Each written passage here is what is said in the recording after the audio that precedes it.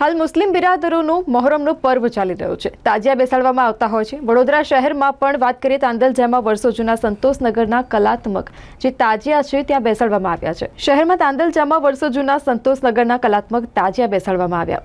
Orchestra star પપ્પુની પીટની સાથે ખૂબ મોટી સંખ્યામાં મુસ્લિમ બિરાદરો તાજિયા સાથે જોવા નીકળ્યા હતા। સાથે જેપી રોડ દ્વારા પોલીસ બંદોબસ્ત પણ ગોઠવવામાં આવ્યો હતો।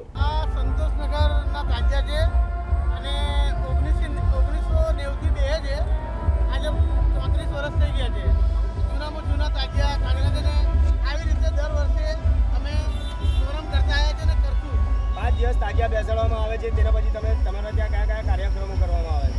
અમારા 9મા ચાંદના દિવસે તાજિયા કતલની રાત હોય છે, તો પત્રકાર લાવવાના રહે છે અને ત્યાં કુરાન ખરીદ જાય છે અને કુરાન ખરી પતીને પછી અમારા સ્થળ પર જતા રહીએ છીએ અને 10મા ચાંદે અમે વિસર્જન માટે સરસિયા તલાવ યાકુબપુરા જઈએ છીએ। વિસર્જનમાં તમે અહીંયાથી લઈને જાઓ છો, કઈ રીતેની સુવિધા કરવામાં આવે?